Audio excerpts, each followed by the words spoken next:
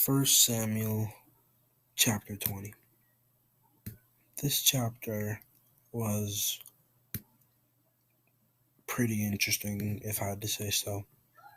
What happened in this chapter was David left Ramah and he met with Jonathan, and there they had a kind of like a discussion that almost turned into an argument over the fact that David's telling Jonathan that Saul intends to kill him, but Jonathan doesn't want to believe that his dad is trying to kill David.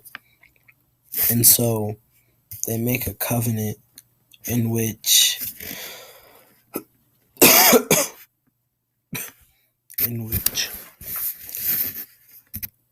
David would not go.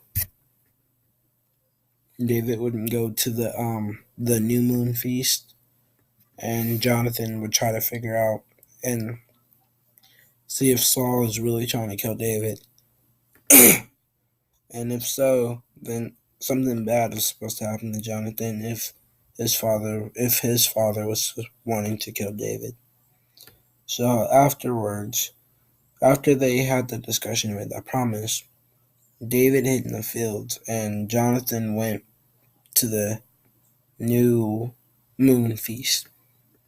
The feast, on the second day of the feast, Saul asked Jonathan why David isn't here. Jonathan then told Saul what he and David had said, which was the fact that David had wanted to go to Bethlehem because his brother called him to sacrifice an offering to God for his clan. However, Saul knew that this was a lie, and then he got extremely mad at Jonathan because he sided with David, and then he ended up throwing a spear at Jonathan, which then confirmed the fact that Saul was determined to kill David. So then Jonathan goes and tells David this, in which leads to David leaving Jonathan and going away from the kingdom that Saul is governing right now.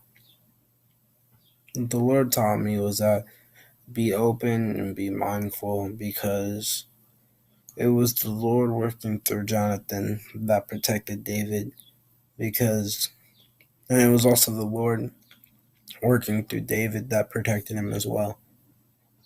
So pretty much what I got was to be alert and be open and be mindful to when God is talking and when God is trying to say something.